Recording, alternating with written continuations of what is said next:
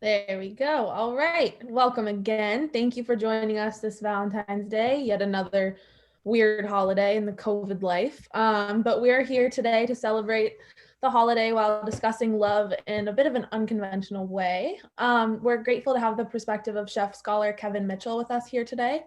We will hear about his experience, share a few love stories, and you will have the chance to win a signed copy of his newest book at the end. So we're thankful for everyone's attendance, and we hope this experience will enrich your Valentine's Day. We'll begin with this today with a story shared by Hope Dimitriadis. Hi, I'm Hope Dimitriadis. I am an artist, educator, and activist. I have a show called The North Stars, Canonizing the American Abolitionists, and I present our abolitionists as saints because I feel like they deserve to be sainted. And I use the work to remind us of what we are capable of when we all work together, when we can come together as diverse as we are in a unified way to affect change. I also try to inspire new abolitionists. So today, first of all, I'd like to thank Frederick Douglass, who you may have seen on the invitation for this event. It's his birthday today. Enslaved people didn't know when they were born, for the most part. They were treated, like cattle, terribly. So he didn't know exactly when his birthday was. He was told by his mother that it was in February, and he chose Valentine's Day because it was a day of love. So thank you to Frederick Douglass for everything that you did. We don't know where we would be in this whole cause without all your sacrifice and your bravery and work. So I'm going to talk today about Angelina Grimke and Theodore Weld, who were two abolitionists who fell in love. They're very unique in that Angelina Grimke was the only abolitionist from the South, other than her sister Sarah Grimke.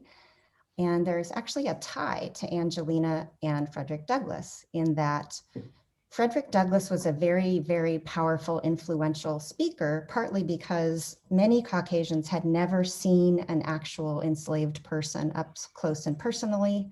They never heard the real true stories from the plantation. Similarly, but on the other side of things, Angelina Grimke came from one of the most powerful, wealthy slaveholding families in Charleston, South Carolina. Many people don't understand how Sarah and Angelina came about. They were able to see the evil that they were being raised in, and as women in the mid-1800s, they were able to leave the lap of unimaginable wealth and luxury to risk their lives. They both claimed very openly that they were willing to die for the cause of abolition. What I love about the story between Angelina and Theodore is that the arc of their relationship is a bit of a microcosmic example of what happened to the whole movement of abolition. In that, abolition was sort of troubled by this issue of women and women speaking in a promiscuous environment, they called it, or a mixed crowd. And even Theodore Weld at first was upset with Angelina. Abolition was a cause that was desperate for validity. It was considered very fringe at first, and people looked down on abolitionists as rebels and not realistic agents of change at all. So it's really wonderful to see that the relationship between Angelina Grimke and Theodore Weld really mimics the macrocosmic movement, which dealt with conflict. Like-minded people disagreed about whether women should even be involved in the cause. It was considered so scandalous for women to leave their homes unmarried, for wealthy Southern women to leave their homes unmarried, that Angelina was greatly hated by many. So I'm going to speak about Angelina first, and then how she met Theodore and how they fell in love, because it's kind of a wonderful story of redemption. So first of all, Angelina Grimke was the first woman to ever speak to a legislative body. She wrote a letter to the women of the South called An Appeal to the Christian Women of the South. begging them to impress upon the men in their lives who had the power to get involved in ending slavery. She really presented slavery as an evil. She really, really was concerned for the souls of the slaveholders, including her own father and mother. William Lloyd Garrison, who had an abolitionist newspaper called The Liberator, published her letter without her consent, which immediately put a bounty on her head. She was no longer ever allowed back in her state. She was told by the governor, if you come home, I'll have to put you in jail for your own safety. Her friends and family begged her to recant that letter. She refused, and she let that letter stand. And that letter went on to be published by the thousands by the American anti-slavery group. And those letters were burned at the post office in the South and not allowed to be distributed. What else did Angelina do? Well, she traveled the country, as did Theodore, and went on tour basically and gave speeches like Frederick Douglass, like Theodore Weld, like Sojourner Truth, like so many orators of the time. She basically drove herself into the ground, suffered nervous breakdowns, suffered from throat issues from so many speeches, and she eventually had to retire with Theodore, but we'll get back to that and how they met and all that in a minute. But even when they retired, they never gave up. The single most important thing probably that came out of the relationship of Angelina Grimke and Theodore Weld was their book called American Slavery as It Is, which they compiled in their retirement. It was 1,000 tales of firsthand tales of slavery from former slave owners, from formerly enslaved people, advertisements for runaway slaves. It was just this huge body of work that opened the eyes of Northern Caucasian people to the reality of slavery. This was no longer the peculiar institution of the South. This was considered a violent, evil practice. It was so influential that Harriet Beecher Stowe attributes her work, Uncle Tom's Cabin, to American Slavery as It Is. She used it as a reference. It greatly inspired her, and it's just considered one of the great books of the movement, along with Frederick Douglass's My Life as a Slave, along with Uncle Tom's Cabin, and many other works. Okay, let's see. Oh, and I wanted to back up because many of you might have heard Ruth Bader Ginsburg say the words, "We are not as women asking for special treatment. We are simply asking you to take your feet off of our necks." That's a quote from Sarah Grimke, Angelina's older sister. Angelina and Sarah Grimke are considered some of the first feminists in America, and they really did work for the female vote, for suffrage. Before I get to Theodore, part of what happened to Angelina is when she was on the road, she kept getting criticized for being a woman. Abolitionists were saying, you need to stop this. You should not be speaking. And the more they asked her to stop speaking, the more she realized that the plight of women was very similar to the plight of slaves. We couldn't own property. We couldn't speak in public. We couldn't vote.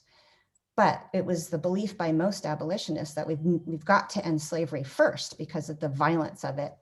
And Angelina agreed, however, said, if we get the vote, we can end slavery first. Anyway, let's get to the part where they meet. So let's go to Theodore. Theodore Weld. Oh, the other thing that most abolitionists share and that Angelina and Theodore shared is young experiences with the horrors and the injustices of slavery. And Theodore, for instance, was at a school where a little Black boy was in his classroom and he was sat off in the corner by himself, and he refused to accept that. And as a 6-year-old went over and sat next to this Black student. And Angelina has a similar story of just being very young. Well, one of her stories is like she didn't want her own personal slave. She was horrified when she was given her own slave, which happened on many plantations, that children even were given their own slave. But Theodore Weld was a young preacher, abolitionist scholar who began to train abolitionists. He had a training session in New York, which Angelina and Sarah attended. And he was a very powerful and influential speaker, as were most of these people. And Angelina became very smitten with him upon hearing him speak. They began to go on walks together and communicate about their passions. And then they went on their separate ways. And they began to write letters, thank God for us, because some of these letters reveal the conflicts that they had early on before they got married. And by the way, Theodore Weld had vowed, and this really impressed Angelina, he had vowed to not get married until slavery was over. He refused to even consider it. In one of his letters, talking about Angelina and being a woman and being in public, he said, you know, you are brash, you are self-centered, short-sighted, and all these harsh criticisms. And she writes back to him, said, I had no idea how much you hated me. And she begged him, to just stand by women and begged him to see that women could be such a huge help to the cause of abolitionists if the movement would just accept their help. He writes back, basically repeating all these things. You're brash, you're self-centered, you're young, prideful. And then in letters 3 times as big, he writes, but I have loved you since the moment I met you. So the rest is history, as they say. But what is so magical about their story is that he came to see that Angelina and all the female abolitionists were absolutely right, and that not only could they be a powerful force, but that these issues dovetailed, absolutely talk about intersectionality, that the rights of each of these groups were going to be very helpful to each other if they were gained. Their wedding is something to have, I would have loved to attend it. It was very controversial. They actually had a slave on their invitation. They invited many luminaries of the abolitionist cause. There's debate about whether there was even a formal marriage ceremony by a minister, but there was a Black minister, a white minister in attendance. It was definitely an integrated wedding. Many Caucasians who attended were then not welcomed back into their churches. It was considered so scandalous.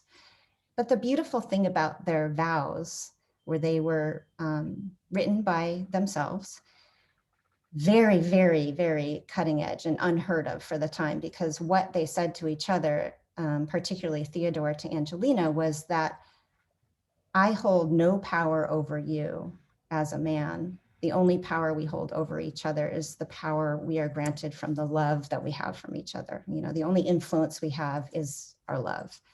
And people were blown away and touched. And it was something that reverberated kind of like a pebble in the water. Just people couldn't even fathom a man not being the keeper and, the parent figure almost in a marriage. So that was just a really beautiful thing. Let me check my notes because I don't want to forget anything. Am I okay on time, everybody? Go ahead. Okay. One of the things that's interesting today is that Theodore Weld, along with the Tappan brothers, established the Anti-Slavery Society of Ohio. I think I said that, but they were also very influential in the establishment of Oberlin College, which was the first place that accepted African Americans and women. And just to show you how controversial women were, the Tappan brothers were very wealthy businessmen. And by the way, one of their homes was burned to the ground because of their involvement with anti-slavery. But one of the Tappan brothers pulled out support of Oberlin when he heard that women were being admitted. So like I said, lots of conflict. But in the end, the story is that, and I could say so much about the different deep friendships between John Brown and Frederick Douglass and Sojourner Truth and Frederick Douglass. There were conflicts, like-minded people, as we know, we are all activists and passionate about changing the world, but there are conflicts within groups of like-minded people. The beauty of this story is that they got through it. They managed to get through their disagreements about women in the cause, get through their disagreements about, say, Sojourner Truth speaking. Frederick Douglass, by the way, didn't want Sojourner Truth to be part of the cause because he spoke the Queen's English and she sounded like a slave and she was going to bring down the cause, until he saw her in person speak and was blown away by her ability to reach people of all walks of life. So it's it's just a beautiful story of people having, biases and concerns, but then coming around. Frederick Douglass and Sojourner Truth became the greatest of friends, And as we know, Angelina Grimke and Theodore Weld did get married before slavery was ended. So adorably, he threw that out the window and decided, you know what, my vow, as important as it was, should be broken, because with this woman, I can be a more powerful abolitionist. So if you've seen the artwork, their pieces are similar. I usually, if there's a relationship between abolitionists, I make their pieces look similarly to show that kinship. And I could go on and on, but I don't know if I have any time. That's very beautiful. Thank you. They are such a neat couple. And Theodore is part of the reason that my son is named Theo. It's just a very inspirational tale. And, in this time of divisiveness, we really do need to figure out a way to work together, within our causes at the very least. So that's my story, and I will pass the baton. Before you pass the baton, can you tell them about the artwork and for donations? Oh yes, so next month we are going to have an event, thanks to Sydney, artists and poets, I believe, who are activists, and I will be I'm donating the piece that you saw in the invitation will be donated. We can accept bids on that to raise money for this cause. Oh, one more thing, sorry. I like to say we ended slavery, but as we all know, we did not end slavery. We know that there are modern forms of slavery right now, mass incarceration. I could go on and on, but of course, that's why we are here, Just Policies. We are here to seek out racist policies and laws and to abolish them. So what I do with my work is to try to inspire new abolitionists, because we are not done. The cause is still very, very important. So thank you all. Raven, would you like to talk about donating and where the donate button is?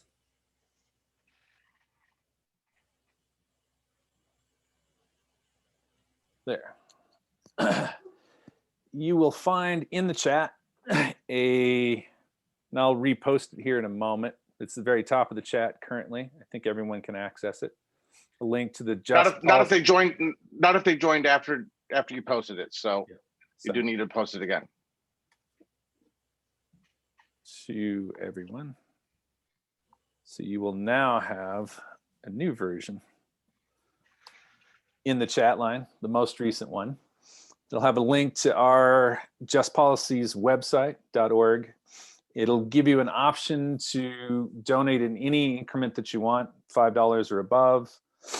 For every $5 that you donate, we'll give you another entry into the raffle for Kevin Mitchell's book.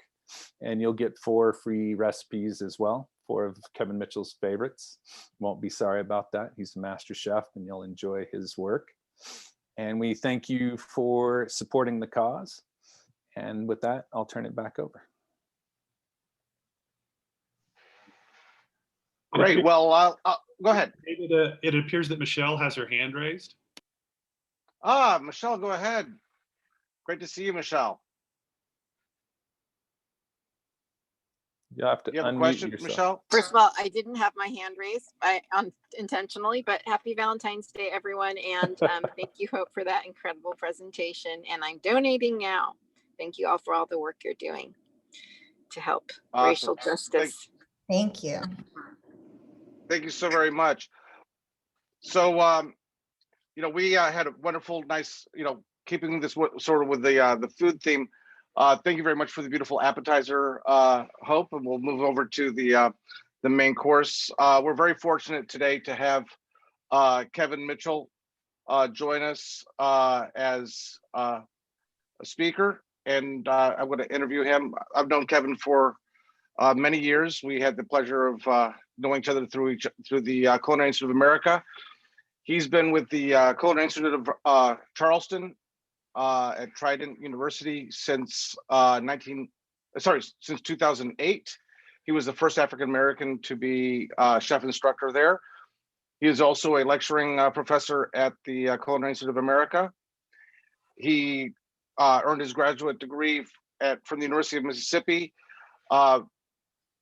based on foodways and the whole experience of this. And it came a lot out of what he did about the dinner that we're going to talk about. We're going to talk about the reconciliation dinner. And I'm going to ask Kevin just to add to the bio that I just gave about him, and then I'll start asking some questions. Hello, well, good afternoon, everyone. As David said, yes, we did meet through the Culinary Institute of America. So I am a two-time graduate of the Culinary Institute of America. So my associate's degree in culinary arts, my bachelor's degree in culinary arts management, and worked throughout the industry upon getting the bachelor's degree in '96, moving to places like Ohio and Atlanta and Michigan, so on and so forth, and finally making my way to Charleston, South Carolina in 2008. I actually moved to Charleston for the teaching position. It was an actual kind of a nationwide search for the culinary school to find a African-American chef instructor, someone who had the background in which they were looking for. And fortunately, I had that background basically because of the bachelor's degree, and mainly because the student enrollment for African Americans in that culinary program was well over 40%, and they did not have a African American chef instructor. So the dean, Michael Sabo, convinced me to pack up my life and leave the city of Detroit. It wasn't necessarily all that hard to do because I wanted to get up out of the snow and the cold. Even though I am from New Jersey originally, so I should have been used to the cold. But at one point in my career, I lived in Atlanta, and being in the South, I got really spoiled with the warm weather. So moved to Charleston, and once again became the first African American chef instructor there, and still the only African American chef instructor still after 12 years. And I've worked in other aspects of the industry. I've worked at Cornell University as a chef and ran one of their largest dining units. I've done other hotel dining. So I worked for Starwood Hotels prior to them becoming Marriott now. So I actually opened hotels throughout the country in Florida, in Philadelphia. I worked in a hotel in Atlanta, and decided that at some point I wanted to get back to the South, and being in Michigan kind of led me to coming to Charleston. And I've been here ever since, and loving every moment of it. And of course, moving through until 2016, when I decided I wanted to go get my master's degree and focus in on the program was called Southern Studies, where I was able to focus in on Southern foodways, the revitalization of Southern ingredients, and my own personal interest and passion in discovering the history of African Americans in cooking. Excellent. So I'm going to put up real quickly, and I'm going to put it up again later. This is a cover of Kevin's new book that's coming out in August. We will be sharing the information to pre-order the book. And as I said, it's coming out at the end of August, and we're really excited to be able to help promote Taste the State, South Carolina's signature foods, recipes, and their stories. And he's working with David Shields on that book, who he also worked with for the dinner. So I'm going to go back to seeing everybody for this. Let's start off in this direction. I want to start off by first asking, who did Nat Fuller, before we even talk about who Nat Fuller is, I'll let you tell a little bit about who he is, but who did Nat Fuller learn his trade from? Well, he learned his trade from a woman named Eliza Seymour Lee, who was the daughter of Sally Seymour, and Sally Seymour was pretty much the matriarch of Black caterers and business owners in the city of Charleston in 17 into the 1800s. And the really interesting thing with Sally and Eliza, Sally, she was actually married to her slave owner. His last name was Martin. He actually gave her freedom, and she went on to open up several pastry shops and other businesses in the city of Charleston. And later, when she passed, of course, she passed her legacy on to her daughter Eliza, and Eliza becomes, of course, the matriarch who trains all these great Black caterers in the city of Charleston. And she was the one responsible for, of course, training Nat Fuller and giving him the skill, which made him the premier Black caterer in the city in the late 1800s. So we're talking 1840s, 1850s, 1860s. This is when all of this hustle and bustle is going on in Charleston. And just, little side note, not a lot of people are aware of this, but Charleston was the fourth largest city in all of the Union at the time of at the beginning of the Civil War, which is why, Fort Sumter was such a big deal. And so it was bigger than Atlanta. It was bigger than any other city in the South. So this was the city, and to be the top caterer in that city, that was pretty amazing that he was able to rise to that level. What type of cuisine was he doing? Well, most times, most people that were getting trained by Sally Seymour, Eliza Seymour Lee, they were being trained on true classical French cuisine. And that's definitely based on the fact that at some point, of course, the French, they come to inhabit the city of Charleston and, of course, the state of South Carolina. And French cuisine is on display. The French Revolution brings a lot of French over to Charleston, including French chefs who open French restaurants in the city. So a lot of the slave cooks would have to learn French cuisine based on what maybe their slave owners wanted in their own homes. So a lot of times when we talk about the food of the South, we have to always remember that a lot of that does stem from the classic French cuisine, also some of the influences from the English, from the Spanish, so on and so forth. And, actually, Lisa, my wife, and I were fortunate to run around Charleston a couple of years back for a family wedding. I've been to Charleston quite a few times, and I love going to Charleston because it's still a city full of rich culinary culture. And, it is elevated cuisine.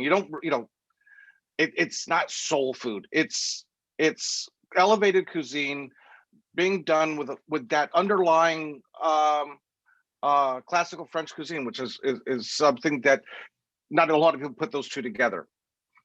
The next question I wanted to ask you, again, this is sort of leading up to telling more about the story of the reconciliation dinner, is who did Nat Fuller gain his freedom from, and how did this relationship help with him being able to do the reconciliation dinner?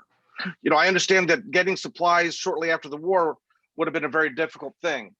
The transportation was very difficult. Supplies were very short, especially in the South.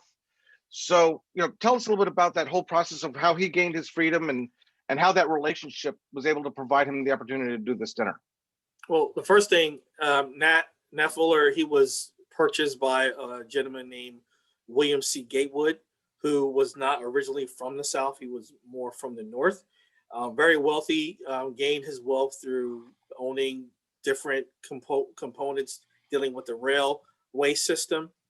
He moves to Charleston and he purchases Nat basically to pretty much be his manservant. Being very wealthy, he hosted a lot of functions and dinners in his home. And of course, he needed someone to prepare those meals. And he purchases Nat at the age of 15. And some of Nat's history. It's still under some research, but we do know that he finally winds up, being trained by Eliza Seymour Lee, who then, of course, he's cooking for William C. Gatewood.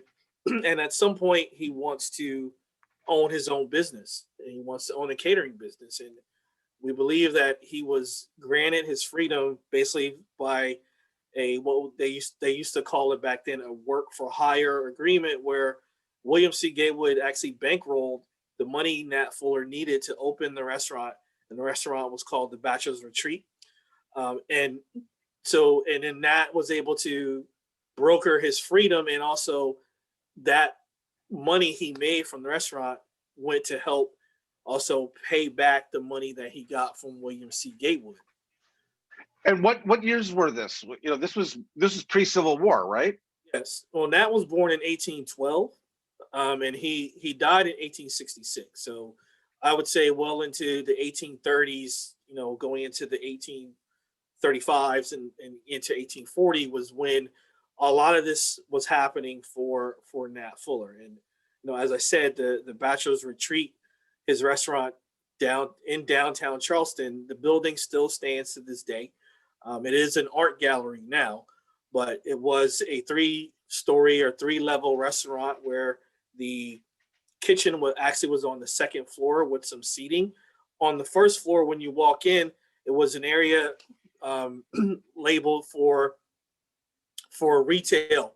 He would sell butchered meats and other prepared items, which we knew that African Americans were not necessarily allowed to eat in the restaurant at that time. However, if they purchase items on that first floor, they can take those items away and eat in the back of the restaurant, or of course eat away from the restaurant. And then there was further seating up on the 3rd floor.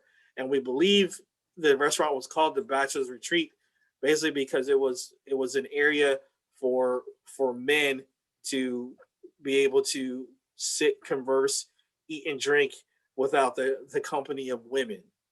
So going back to our first story, those things still kind of ran rampant throughout, even after, even during slavery, going into the Civil War, and even after that. Very good. So let's start talking now a little bit about the reconciliation dinner itself.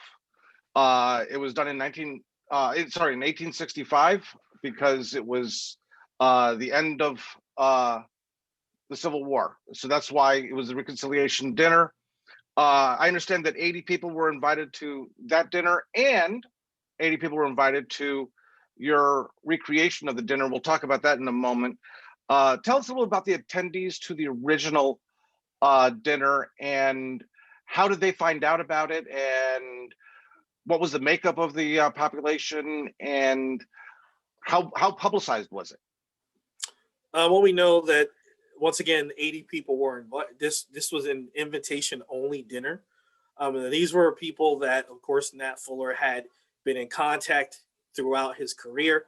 40 white and 40 black, all very prominent figures in the city of Charleston. So we do know that even at that time, there were some freed black people in the city of Charleston. He very much catered to the Charleston elite. So all the Hibernian Society, all the great societies in Charleston, if you wanted a function, you'd have to go through Nat Fuller. So those would have been the people that were invited to his original dinner. And once again, as you mentioned, this happens in 1865, shortly after the end of the Civil War. And we believe it happened within 2 or 3 weeks after. And so when we are thinking about how was he able to pull this off, knowing that the city of Charleston, of course, is decimated from the war, once again, William C. Gatewood steps in, and somehow they have provisions railed in from the north in order to pull this dinner off. Once again, it being invitation only, people that were invited who actually came to the dinner were escorted into the dinner. And we believe and we're still doing some more research, we believe it was something that may have been held outdoors, but they still were escorted into the facility wherever they held it by the 54th Regiment to, I guess, to protect those people who were coming to this dinner. So moving fast forward 150 years later, myself and David Shields, he and I, our paths crossed maybe in 2013. He was the former executive director of the Carolina Gold Rice Foundation. And they held a rice symposium in the city of Charleston. And I was fortunate enough to be invited to do a lecture and a demo and prepare chicken bog, which is a very famous dish that comes from the Charleston area. Of course, the main dish is rice in this particular, or the main ingredient is rice in this particular dish. And that's where our paths initially crossed. And then about a year later, in Charleston, we actually held the Southeast Regional ACF Convention here in the city. David attended.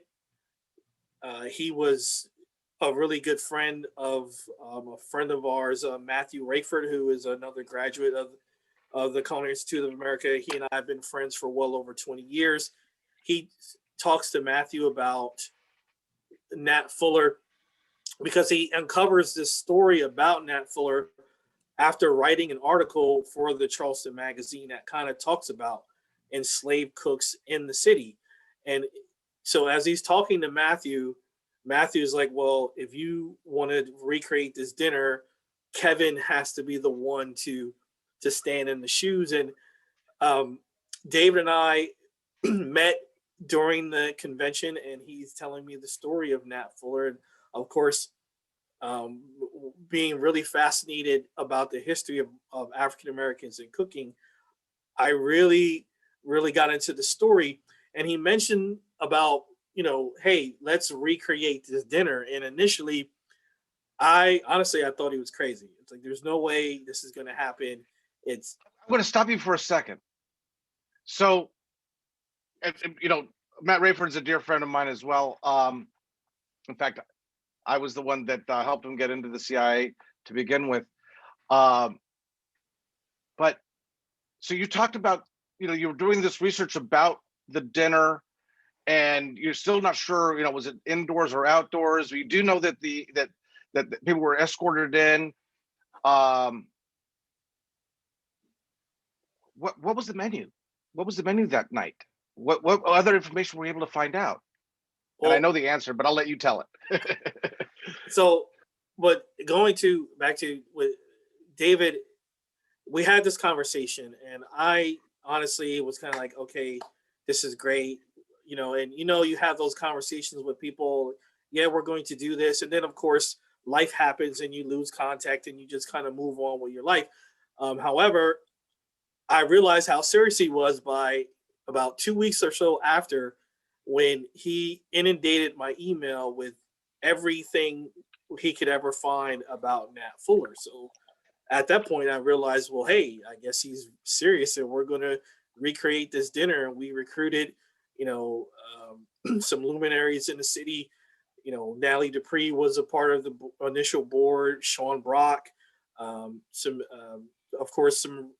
researchers and faculty members of the College of Charleston who wrote a lot about, slavery in the city of Charleston, were involved in this. And about a year or so to the date when we first had that conversation, we held this dinner. So in order to pull the dinner off, we had to find a menu. And unfortunately, the dinner back then wasn't really publicized. There was a small blurb about it in the local paper. I believe it's called the Courier Gazette at that particular moment. So David and I are having this conversation, and he's asking me, well, what are we going to do with this menu? And I kind of looked at him, and the only thing he said to me was, well, you're the chef, you make it happen. So fortunately, we were able to find menus or bill of fares from some of his catering functions, menus that were written by some of his predecessors, people that he actually trained to become great Black caterers and chefs in the city, and even some of his biggest rivals or competitors in the city. And I just remember sitting in the middle of my living room and just sitting in the center, and around me in a circle, all types of cookbooks. Of course, the Legui was the culinary from Escoffier, and all these great books about French cuisine were around me. And what I just started to do was to look and see which items appeared most on every menu. So, we served two soups. There was an oyster soup that I just kept showing up on different menus. And I said, okay, well, we're going to do oyster soup. And then there was another soup we did. We were going to do turtle soup. And initially, some people on the board were like, well, I don't know if people in 2015 are going to really want to be into true turtle soup. So let's do mock turtle soup. And a really funny story about that is eventually I actually changed it and went back to true turtle soup. And I was in the shower one morning getting ready, and I just had an epiphany. I'm like, well, if he thought it great enough to serve turtle soup, why can't I? So we were able to acquire whole turtles, and that's another really funny story about how I expose my students to cooking whole turtles in the shell and picking turtle meat out of the bodies and off their legs and off their feet and things like that. So this menu just comes together, and we're looking at all these different items, and we wanted to keep it true to the nature of how food was served in the late 1800s. So we decided we're going to do Russian service, where everything comes to you on platters. You have your proteins. So we had a poultry platter, we had a fish platter, and we had a meat platter, and each platter contained 3 different types of poultry. And servers would come to your table, and you remember in table service at CIA how they would actually place these items on your plate, and then there would be another server behind you with a sauce or with a garnish, and they would move through the dining room doing that. And unfortunately, at some point, we didn't really know if there was anyone in the city that actually could train, students and servers how to really do traditional Russian style service. Unfortunately, we had a faculty member who taught in our hospitality program, who knew the inner workings of Russian service, and we were able to get the staff. I told you Sean Brock was a part of the board. He very graciously offered us his restaurant to serve the actual dinner. The reception was held at the actual building of the Bachelor's Retreat. The owners of the art gallery were very gracious enough to allow us to use the facility to do the reception. And we brought in a chef. His name was BJ Benjamin Dennis, who is a very well-known chef here, who focuses a lot on the Gullah Geechee culture in the city. And he stood in the role of Thomas Tully, and Thomas Tully becomes the great Black caterer after Nat Fuller passes away. So we put this menu together, we do the training, we decide on the sides, and we did true period desserts. So we did punch cakes, we did rum cake, we did a blancmange, which is very similar to a panna cotta, which is basically a dessert that's thickened with gelatin. And it was some interesting factors that played into our dinner as well, as in that was very much into champagne. And he was one of the first chefs to introduce the city of Charleston to serving champagne. And at that time, a lot of beers were being brewed. So we actually commissioned our local brewer to brew a beer made out of rice. Very nice. We also served traditional shrubs, which were soft drinks that were made from flavored vinegars.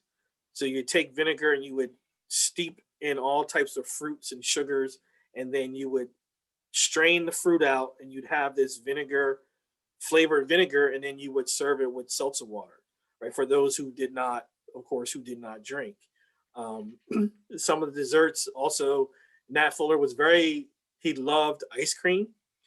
He loved vanilla and pineapple ice cream. So those were the two things that we served as part of the dessert menu as well. So, it just was a very, very, interesting, very period, forward thinking dinner. And it just, and true to what he did, we invited 80 people.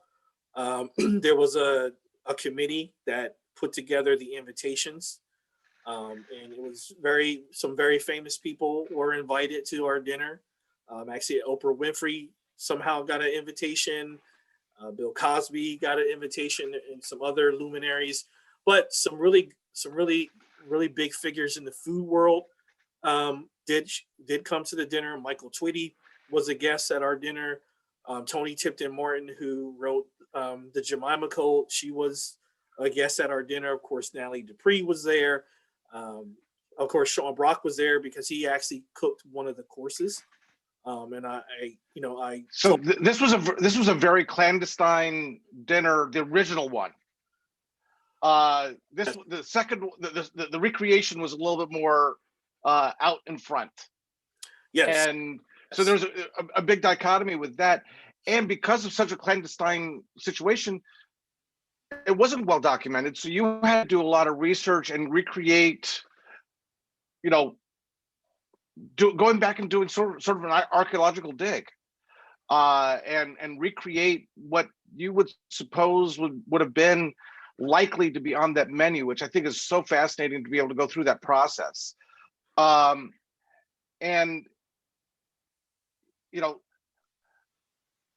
It's so, to me, it's exciting to see that that you were able to take something that was originally clandestine and made it a little bit more out in the open 150 years later. Your ability to get supplies was not as difficult, although maybe the turtle was a little more difficult than for them back then. I'd like to point out that, we didn't have refrigeration the way we know it today. So making ice cream was really, especially in the South, where you didn't have ice easily accessible. Okay. Now we have electricity. Now we have, batch freezers and all these kinds of things to be able to make ice cream. So the fact that Nat Fuller was making ice cream 150, actually now 175, almost 200 years ago is pretty awesome. To think that that's what he was doing, and so forth. I do want to point out that if you have any questions, please post them in the chat room. I would love to ask Chef Kevin any of these questions that you might have as you go through. We definitely want to give everybody the opportunity to ask some questions as we go through this. I also want to tie in. tie in the fact that you did have the regimental army escort everybody in, as it would happen 150 years previous. Not so much for the protection, but this now was done more as a celebration, as a representation, as opposed to a protection. So there's neat to see some changes that have happened. But yet we still have a long way to go to get to where we really need for this reconciliation that we're looking forward to. I'll let you go ahead and tell something, and then I have a question to follow up. Go ahead. Okay, so I'm noticed here in the chat there is a link to the Reconciliation Shreveport. That was a dinner that was hosted by some chefs in Shreveport after my dinner, as a way to honor. So I'll have to find, once we go in, I can try to find the actual link that has the actual menu from the dinner, my dinner that evening. But that dinner in Shreveport did come from them wanting to celebrate what we did here in Charleston. Very good. So go ahead. Go ahead. No, you're good. Okay. So you know, the attendees 150 years previous were invite only, as they were 150 years later, but it was a very clandestine, very, subdued, not you didn't want to publicize it too much, but they were trying to get this reconciliation to happen. Tell us a little bit about the connection, even 150 years previous, but also to when you did the dinner, the connection to Mother Emanuel, and the a little bit about the social context of the recreation of the dinner. Well, when the dinner was held, specifically in the city of Charleston, there was a lot of racial tension going on, and the dinner basically was your recreation dinner. Yes, yes. Okay. I mean, we know in 1865 the tension was pretty high there, but for Nat Fuller, for what he did, it was a way to celebrate the end of the Civil War, try to celebrate some equality between blacks and whites in the city. And just imagine, being able as a black person and a white person to dine with someone else in public for the first time after so many years, right? But of course, in 2015, what we wanted to do, of course, was to once again celebrate the reconciliation and try to celebrate equality, but also bring some awareness to some of the social problems and definitely some of the racial problems that we were seeing in the city of Charleston.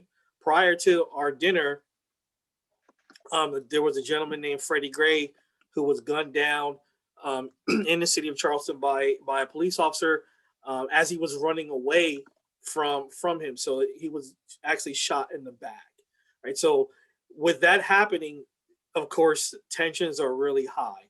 And that happened, I believe, in March. And then our dinner was in April. And then, of course, in June was when Mother Emanuel happened. And Mother Emanuel was this, I'm sure everyone saw it on television. But just imagine being in the city at that time. And I think having the Nat Fuller dinner prior and as you said, our dinner was so out in the open and people knew what we were doing. And I mean, it was a hot ticket. People wanted to come to this dinner and they wanted to be a part of.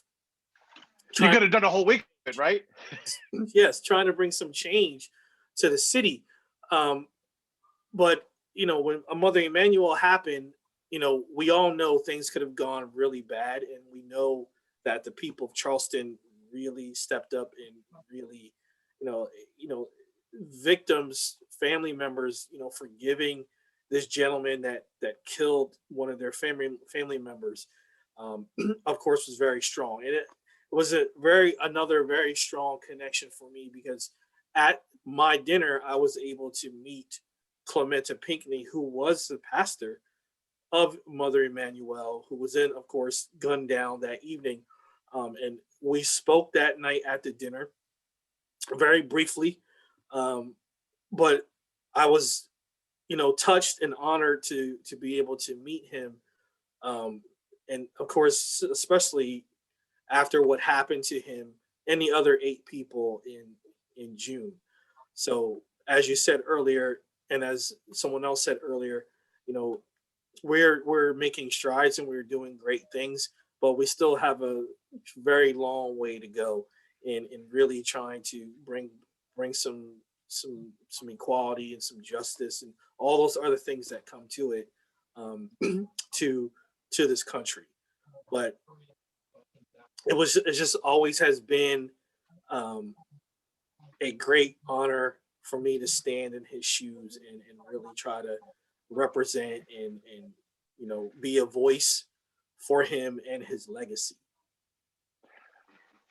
I mentioned before about the restaurant community in Charlotte, in Charleston is vibrant and it's got that strong French cuisine undercurrent that carries along, pretty much every restaurant you go to there in Charleston.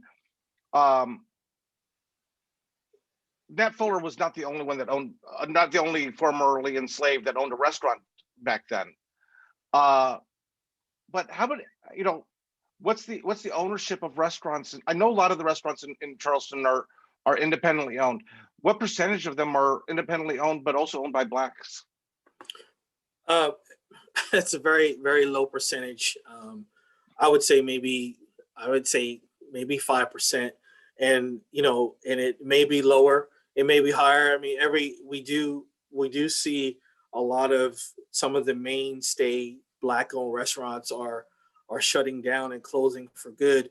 There was one that just closed not too long ago that was been a mainstay in the city for over 20 years, and it just succumbed to gentrification and someone that bought that plot of land and forced essentially forced those people out of that building. And not too many restaurants here in the city of Charleston are Black owned. There are some, and there are few other Black owned businesses that are slowly creeping into existence. And for someone like me, specifically in this city, specifically being African American, I'm happy to see that people are still trying to open up restaurants despite the pandemic, and really just trying to understand that we need the restaurants in our community. The restaurants are community. So yeah, so we still have a social injustice that we need to fix in terms of that equity between the non-Black owners and the Black owners of restaurants there in Charleston. Mm-hmm. As we see nationwide. It's not unique to Charleston for sure, but the fact that Charleston had such a great history of Nat Fuller in particular, but also Eliza and Sally, what they did, that they were in a lot of ways the fer non point of the American South chef world. They were the ones who trained enslaved and formerly enslaved and even non, right? They also trained white cooks, right? Yes, and also those African Americans who were freed. So after someone like Nat Fuller, who of course once he passes in 1866 of typhoid fever. Unfortunately, his predecessor Thomas Tully basically takes the reins, and then Thomas trained so many other Black caterers and chefs here in the city, some that were formerly enslaved and some that had been freed. And then of course by him training them, they are training others, and then they are also of course bringing in labor that is not African American and training them as well. And I always think about the great story of the pineapple being the sign of hospitality. And I don't know if a lot of people know the whole background of the story, but it comes back to the Charleston captain. And it was when the ship came back from going over, doing the merchant work, and when it had docked back in, they would put a pineapple spike it on the fence post, saying that the captain was back and the bounty was back, and it's hospitality. And that's where hospitality symbol of the pineapple comes from. It comes from Charleston. Yep. Which is a beautiful thing. That Charleston had such a great history of the bounty of the low country, the bounty of the ocean, the bounty of the transportation. It was able to bring spices and goods from other parts of the world. In fact, you pointed out that champagne made it to Charleston before it made it to most of the rest of the United States, because Charleston was such a bustling culinary city. And what's awesome is that the leaders of that culinary city were formerly enslaved chefs. Yes. And so I think that's a beautiful story that we can take a look at. Do you have any last comments you want to make before we open up to some questions? Yeah, I just want people to understand, just the real passion that Nat Fuller possessed. I mean, when you think when when I was asked to do this, the first thing I did initially was kind of like, oh no, there's no way I can. I mean, how can me 150 years later, how is my dinner going to be as dramatic, as thought-provoking, as all these things as Nat Fuller's dinner? And eventually, of course, I had to get out of my own way because I mean, everyone knew it was going to happen, and everyone knew that I was going to be standing in his shoes, and just also just had to really think about just the man himself, like what in him said, at the end of the Civil War, I want to host this dinner in my restaurant and do this for this city of Charleston, and so I even have to think of Nat Fuller just beyond him being a chef, but just him being a man and really wanting to do that. So, the in order to do that, I had to basically really step into his shoes and really understand why he did it and understand why we were doing it 150 years later. And I do believe I sent, and I can send out the link again at some point. After the dinner, a lot of the chefs and the guests were to do a reflective piece on that night, how they felt, what their reflections were. And for me, instead of like writing an article, I decided to write a letter. I wrote a letter to Nat Fuller, and in this letter, I'm of course, thanking him and praising him for being the man that he was. And also, of course, talking about how our dinner came together and how in many ways it was like his, but of course, in many ways it was different. It was, I had some of my own inflections built into the dinner. Even the welcome speech, I spoke at different points. I spoke as if I were Nat Fuller, and I also spoke as Kevin Mitchell, this Black chef in 2015, recreating this dinner and just really asking him to look down from heaven upon me and, place his hand on my shoulder and guide me through, through this dinner. And, as I mentioned to you before, it was the biggest dinner of my career. I've done many dinners before, like chefs have always done, but this particular dinner and standing in his shoes really meant a lot to me. And just wanting to, for one, the purpose of the dinner was the most important, but of course, as a chef, making sure the food was good. That, when people walked away, that they not only were fulfilled by the purpose, but of course by the food, the drink, the camaraderie, the conversation, and it was just a great experience. And one of the great things was my mother was able to attend, and she still lives in North Jersey, so it's hard for her to attend a lot of the events that I do throughout my career, and for her to be able to drive down from New Jersey to be here was great. And the fact that there was some video footage, and to be able to show that to my grandmother, who everyone, if you know me, knows that through my grandmother I got this passion for food.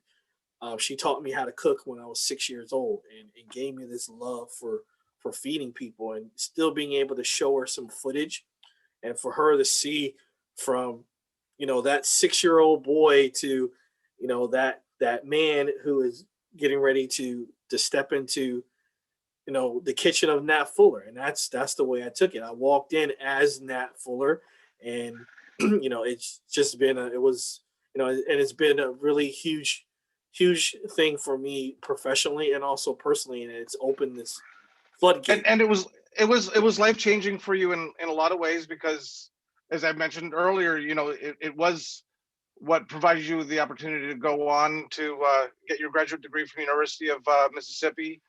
And I'm going to go ahead and post the cover of the book again, the book that you worked on with David Shields. The fact that you're able to do that, and that it's coming out here in August now. Taste the State, South Carolina's signature foods, recipes, and their stories. Yes. You're now teaching it at the Culinary Institute of America as a lecturer. All these things that sure, the fact that you're an instructor at Culinary Institute of Charleston is a great accomplishment there. That you're the first African American to become a chef instructor there is a great compliment to you. But taking it to this point and doing this reconciliation dinner has offered you some great opportunities. I think that's awesome. Yes. And what I think is neat is that when you put yourself into Nat's body, you realized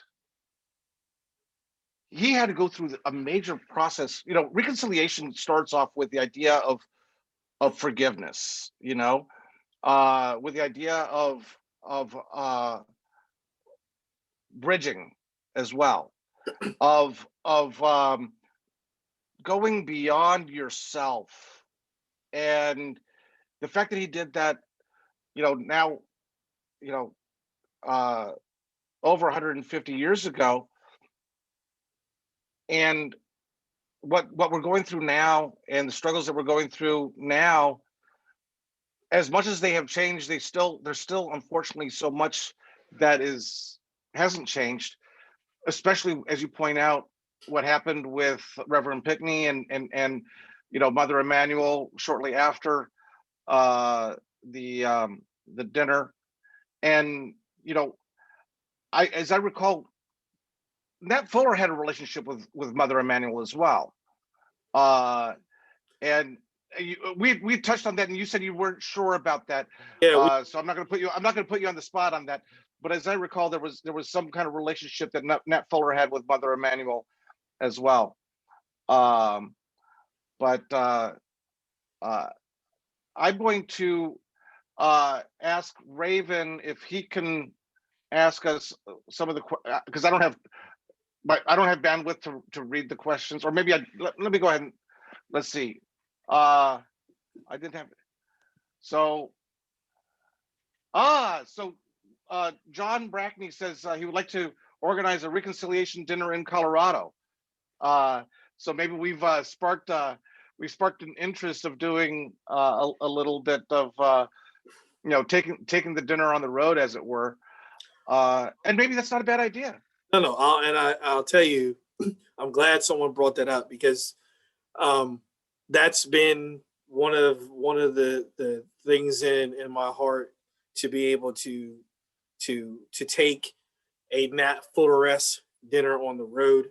I have research of many different Black chefs, caterers throughout the 17, 18, and early 1900s in different cities, and I would love to be able to bring a dinner in honor of that specific person. No, actually, right now I have there's 13 cities. There is actually one chef from Colorado that is on the list. His name escapes me right now, so I'm sorry, but he was a very famous Black caterer in the city of Denver many years ago. And it's one of his specialties, I believe, was barbecue. And was one of the first people in that area to be recognized for barbecue. And barbecue is such a great conversation to begin with, because Carolinians will fight. They'll fight tooth and nail about which is the, do you put mustard in it or not, or do you put vinegar in it or not? And Texas barbecue versus Kansas City barbecue versus that's one of I've always been fascinated about barbecue because it's one of the few true American dishes. So many of our American dishes are bastardizations or what we were able to do with the ingredients, like paella, for example. I mean, jambalaya, for example, is basically what the folk from the bayou were able to make paella from, and there's a lot of those examples of those dishes. But barbecue is one of those things that's really truly American. But barbecue sauce, just talking about barbecue sauce, much less talking about how do you barbecue, what meat do you barbecue? Some people argue that you can't barbecue pork, and some people say if you don't barbecue pork, you're not doing barbecue. And then they say, what about chicken and so forth? I think it's a beautiful conversation to have as well.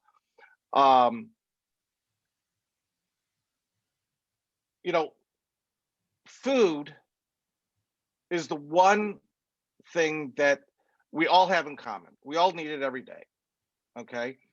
And there's no religious experience, no celebration at all that doesn't have food. That's a central part of it. In fact, even, the religious experiences where we do fasting, food is part of it, because the absence of food is still, food is central to the experience. When you talk about Lent and what people give up for Lent, or you talk about, Yom Kippur or the Muslim, fasting during Eid, all these different things, food is such a great joiner, and food doesn't really care who's cooking it. The chicken don't care how tall you are, how short you are, what color your hair is, or what color your eyes are, or if you have hair or not. It doesn't matter. It doesn't matter what language you speak. If you can cook, you can cook. And that's what really is to me, it's one unifier, and one way that think that we can work towards reconciliation and finding some social justice, we can do through food.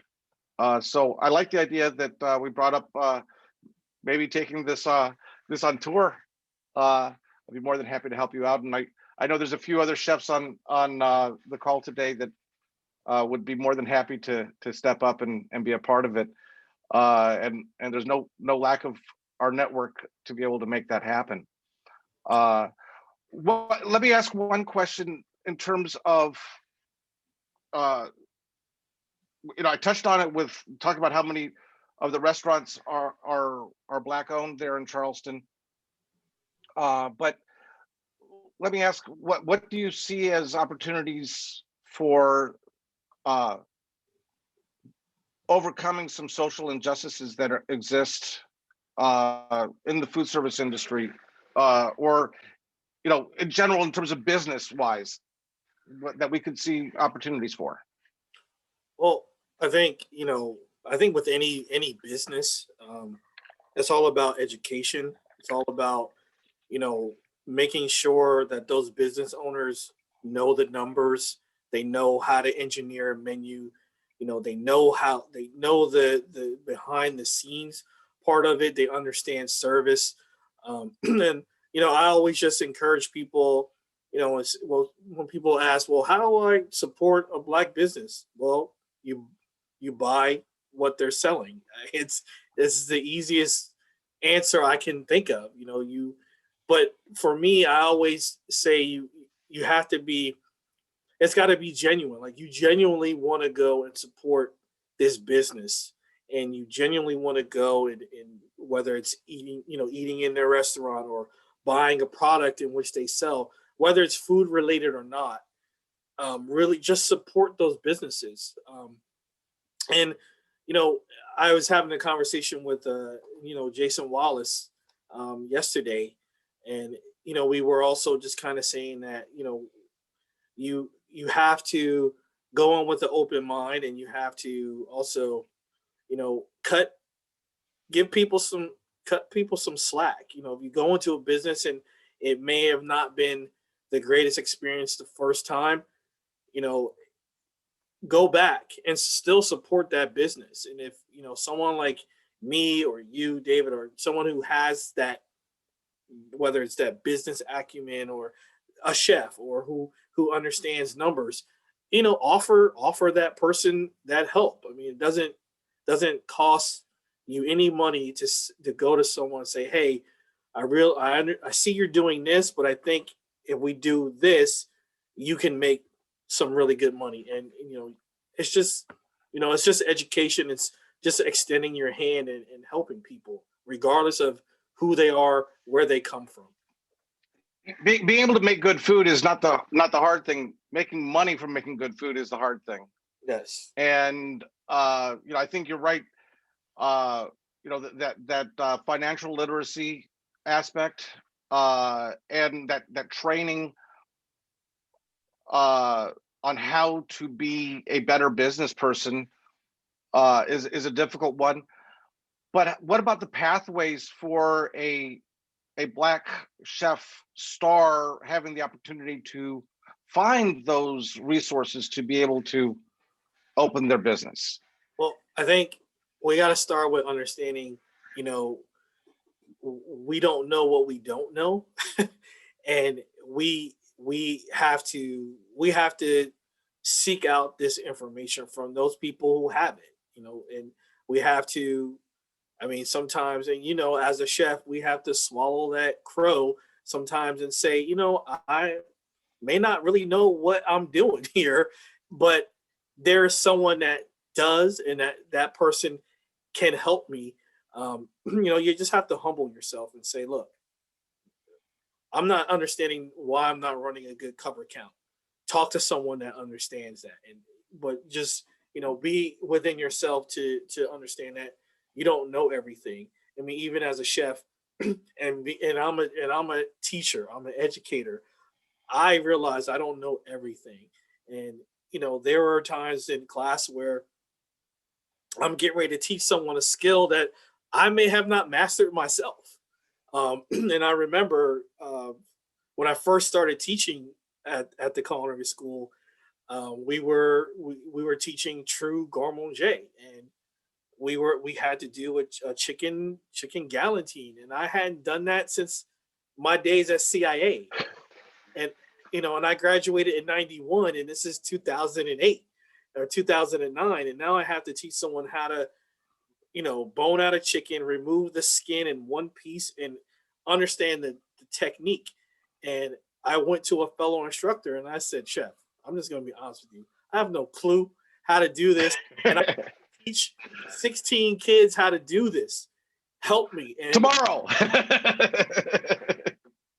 We got together in the kitchen, in the back of the kitchen, and we ordered, you know, some chickens, and we went through the process, and he stayed with me and showed me how to do it 3 and 4 times until I got the hang of it, and I felt like I was comfortable enough to teach those students, because, you know, students know when you don't know what you're talking about. Right. You have to, you know, and I also tell my students, I say, well, we're going to both learn this today. We're going to learn how to do this together. And I think it makes, you know, for me, a better educator when you can say to yourself, I don't know what I'm doing, but I'm going to find somebody that does. So AJ just asked, what is the CIA? And we graduated from the CIA. We always refer to it. We in the industry sort of forget it's the CIA on the Hudson, not the CIA on the Potomac. It's the Culinary Institute of America. Yeah, and Kevin and I, we go back to the days when we were on campus together, and Dan Rodriguez, who was a very powerful staff member that really brought a lot of the community together, and then Alan Askew, who founded the BCA, the Black Culinary Alliance. And so a lot of those really neat things that came about from all of that. I would like to turn this over to Sydney and let her wrap up. I don't see any other questions. If anybody has any questions, please, this is your chance. But if not, I'm going to pass it over to Sydney, let her do a little wrap up. Yes, thank you. We'd like to thank Chef Mitchell so much for sharing his great insight on Nat Fuller's reconciliation dinner and his recreation of it. Sorry, I just lost my page. But yes, we want to thank you so much for coming here today, especially on Valentine's Day. We know everything's tricky with the pandemic and everything, so we're glad for everybody who joined as well. Also would like to thank Hope for sharing such a beautiful story of the abolitionists and their love and their courage. Both the reconciliation dinner and that story are exemplary of the tremendous courage of those who made societal statements, defied the status quo, and looked forward to an integrated society as our country was pulling its way out of such a dark era. The goal was justice and equity regardless of one's skin color or ethnic background. And today it's the same goal, just as it was 150 years ago, as we spoke about. Just Policies looks to continue the same efforts to incite change through education and action, to mobilize people's power to reform racial legacy policies at an organizational and governmental level. Bringing awareness to biased policies like qualified immunity and on the topic of food that we were discussing today and its integral role in society, bringing awareness to, policies that affect things like food deserts in urban areas and the lack of diversity in food options and grocery choices, specifically for healthy and sustainable options. We see this a lot in low-income communities, and Just Policies is trying to make a difference for policy change that affects things like this. As laid out today, justice is intersectional. So we ask you to join our support for a more just future. So as previously stated and put in the chat, we are excited to be raffling tickets for a chance to receive a signed copy of Chef Kevin Mitchell's book, Taste the State, as well as a couple staple recipes you'll receive upon your donation, with some staple signature Southern cuisines that have a lot of historical value. There'll also be context regarding the dish and its ingredients that I know will be quite interesting. I'm excited to see. So we appreciate everybody's support in the fight for justice, and we encourage you to donate so we can continue to make a difference and celebrate racial equity as a genuine expression of love this Valentine's Day. So thanks all for joining. And we're going to share this recording. We're going to obviously do a little editing on it, but we're gonna share this video. And so feel free to share the video with others. And Chef Scholar Kevin Mitchell just pointed out that his Instagram is @ChefScholar. So use that call sign so you can follow what he's doing out there. And again, thank you, Kevin, and thank you, Hope, for wonderful history stories. And thank you, Sydney, for your beautiful wrap up and bringing this all together. And be sure how you got involved with this or what you did. I mean, you've done such a great job on heading this. Well, today was everybody else's story, so I'm going to leave it there. We can spotlight me some other time, but we'll leave that there. Okay. So again, thank you all very much for participating and joining in. And as I said, we will be sharing this video, and we do want you to help spread the video. And if there's no other questions, I think we can wrap this up. Happy Valentine's Day, everybody. And thank you all. Valentine's Day. Thank you for joining. Valentine's Day. Thank you. Thank you all. Thank you so much. Thank you, Kevin. Thanks, Kevin.